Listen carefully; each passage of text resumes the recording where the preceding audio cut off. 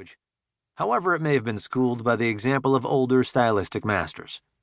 The Baroque suavities of the Kabbalah, the vividly poised moralizing of The Bridge of San Luis Rey, the chaste decorum of The Woman of Andros, had all earned for their author a reputation as a writer of chiseled refinement. And because each novel was so different from what had preceded it, the range of his imagination was also lavishly praised. Early and easy success, however, invariably pushes one's detractors front and center. And in 1930, Wilder was confronted by an especially vicious attack on both his achievement and his sensibility. Writing in The New Republic, critic Michael Gold ignited a controversy that we must believe singed Wilder and without a doubt inflamed the magazine's letters column for weeks to come. Gold, whose ardent communist views made Wilder the convenient embodiment of a small, sophisticated class that has recently risen in America, our genteel bourgeoisie, dismissed the novels as chambermaid literature, and accused Wilder's writing of the shallow clarity and tight little good taste that remind one of nothing so much as the conversation and practice of a veteran cocotte. It was a vulgar, snide, tendentious piece, and it went on to hammer at Wilder's lack of nativism. Why had he taken refuge in a rootless cosmopolitanism? Italy, Peru, Greece, remote cultures and effete characters, glossy high finish and etiolated aristocratic emotions. Why, in other words, wasn't Wilder a Tolstoy, or at least a Sinclair Lewis? Instead, his serenity is that of a corpse.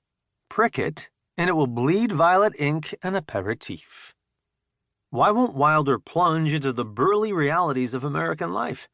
The world of stockbroker suicides and labor racketeers, steel mills and backstreets, prairies and mesas. Let Mr. Wilder write a book about modern America, Gold concluded. We predict it will reveal all his fundamental silliness and superficiality. Despite the fact his defenders rushed into print, Wilder, who never publicly commented on Gold's attack, was said privately to be hurt. Though I doubt Gold's article was a direct cause, it may have started a train of thought, one that gathered considerable baggage in the years directly following, when Wilder had moved on to a lively part-time teaching base at the University of Chicago and was also crisscrossing the country on the lecture circuit. He hadn't written about America before because, as he once explained, I didn't know enough about it. He had plucked his characters from books. Now he learned firsthand the scenery and sounds of America, and was ready to take advantage of them. In any case, his very next novel was distinctly American.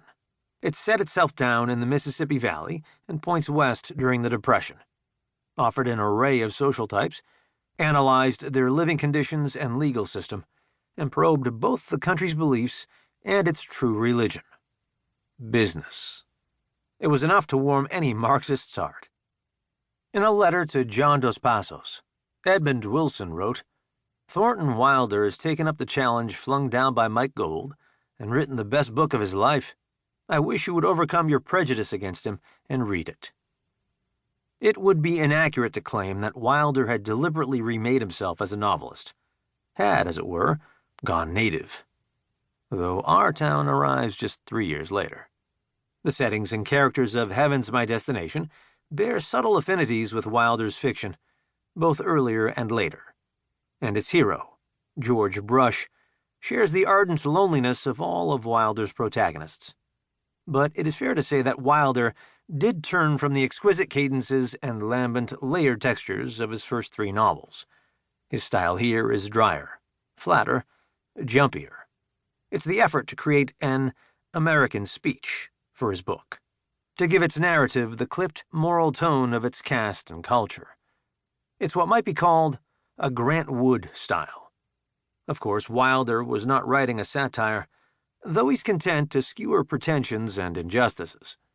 Instead, he set out to write a comedy, and he needed a light touch to capture the incongruities of American life, at once innocent and egotistical. It is a comedy in the highest sense, and it moves easily from hayseed farce to superstitious magic, Father Pashevsky's spoon.